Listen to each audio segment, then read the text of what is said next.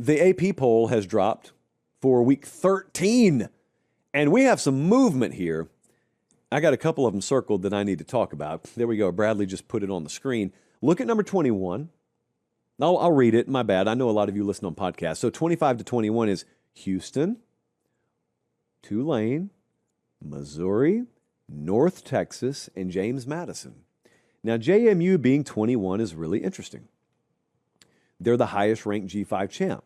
Notice number 22 and number 24 are the two highest ranked American teams. I said James Madison's the highest ranked G5 champ. They haven't won a championship yet. They're the highest ranked G5 team.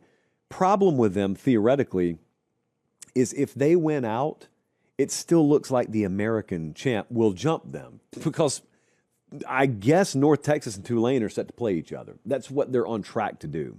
And if one of them beats the other, they'll get an added ranked win, and that'll be enough, I think, to jump them over JMU. But that's not a certainty. We don't know that for sure. So let's just keep an eye on that. Number 20 is Tennessee. I'm going to point out something about Tennessee in a second. 19, Virginia. 18, Michigan. Texas dropped 7 spots. They're number 17. I think they're done. I think they're done. They're not mathematically totally eliminated. I think they're out for now. That's, again, counterintuitive, but you understand what I'm saying. USC's number 16. Okay, so 2 things right here. Tennessee at number 20.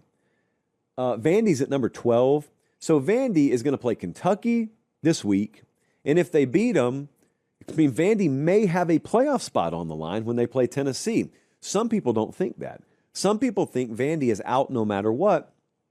I don't know how you can say that right now because you don't know what else is going to happen. Here's going to be my problem. I guarantee you this is going to happen.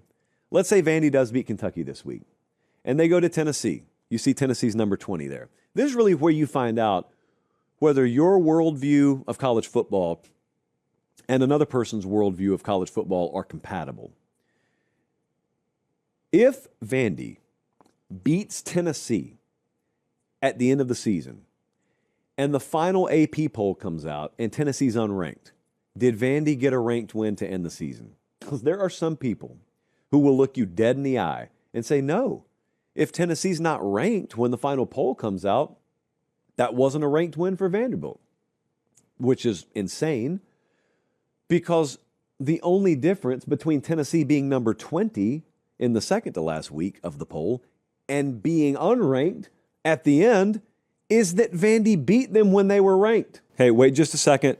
Appreciate you guys watching. Most of you are subscribed. If you're not, please do so. It's free. It helps us keep the show free, and that's how we do college football year-round. All right, back to the video. But try as I might, I cannot bring people around to this way of thinking. So Vandy can go beat Tennessee, and it won't be counted as a ranked win for them unless they beat them by 1 point and the committee drops Tennessee to 25. And that would be a nice little bonus for Vanderbilt. Georgia Tech's at 15. Miami jumped 2 spots to 14. Utah is 13. Just talked about Vandy at 12. Okay, Brigham Young is at 11. I've got a concern about them. I know that it's an unwritten rule that you don't get punished if you make a conference title game and you're in the top 12 and you lose the conference title game. That's not an unwritten rule. Well, it is at best an unwritten rule. We've had 1 year sample size on this, and each situation is unique unto itself. And I think there's a world where it could come down to it, and Miami's got 2 losses as an at-large, and Oklahoma's got 2 losses as an at-large. I think they may run out of spots, is what I'm trying to say. And I think Brigham Young, if they lose again convincingly in the Big 12 championship game, and they're 11-2, I'm serious. I think there's a world where the committee could bump them out. I'm not saying I would advocate for it, but I'm just saying there's a situation, I think, where they could. They didn't do it to SMU last year. It's not an apples to apples. It'll never be apples to apples. There's a lot of variables here. So I may be wrong about that. It may be that it's complete ironclad. If you're in the top 12 going into conference title Saturday, you could lose by 150. We're not bumping you out. We're not punishing you for playing in the conference title game. We'll see. We'll see. Bama dropped 6 spots. They're at number 10. I imagine the committee will have them around there come Tuesday night. Notre Dame's 9. Oklahoma's up 3 to number 8. Texas Tech and Oregon are inexplicably tied at 6.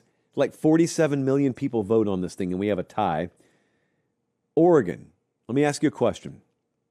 If they lose to USC Saturday, how far do they drop? Remember, Oregon's got one loss right now. If they lose to USC, how far are they going to drop? Now, imagine a world where Oregon's got 2 losses, and Miami's got 2 losses, and Oklahoma's got 2 losses, and Notre Dame's got 2 losses, and Brigham Young's got 2 losses, and they lost their second game in the conference title game. You see what I mean? It can get really clogged here at the end really quick. So we need to be careful before we just make these definitive statements like, oh, well, so-and-so's in if they do this. Yeah, A&M's in if they win out. Georgia's in. Ole Miss is in. Not everyone is just a slam dunk to be in. I didn't even mention Vandy. What if Vandy goes on to beat Tennessee and they're 10-2? Who are we leaving out? We only got 12 spots. We got to leave someone out.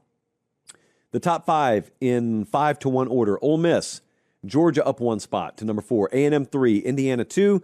Ohio State is number 1.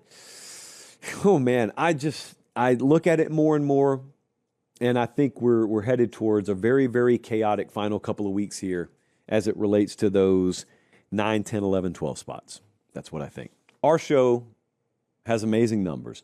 We've done some amazing things with the show over the past 4 years. I am eternally grateful to you guys for even putting us in position to where we can own the show. We get to do whatever we want to with it. We get to broadcast it whenever we want. We get to go however long we want.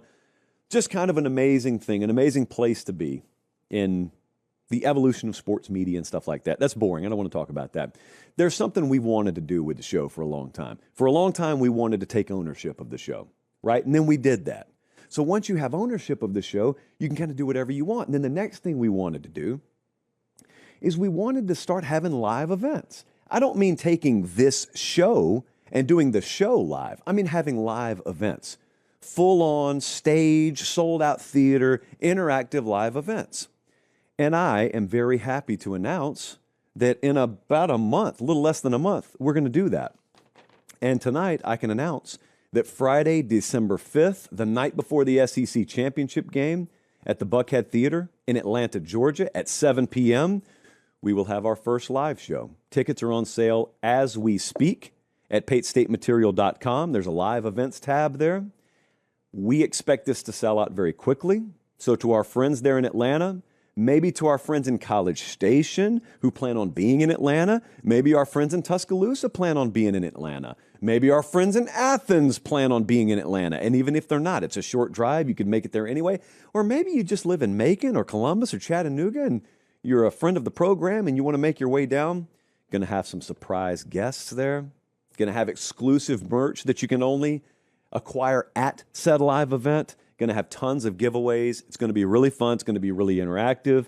I want to stress again, this is not us broadcasting an episode of the show. There is no live feed of this. There is no replay of this. The only way you're seeing this one is if you're there in person. And the fun thing about that format is you can kind of say anything you want to. Tell any story you want to. Throw any staffer under the bus you want to. After all, no one's going to tell. No one's going to tell. It's just amongst us, right? So we're looking very forward to this night before the SEC championship game there in Atlanta, December 5th.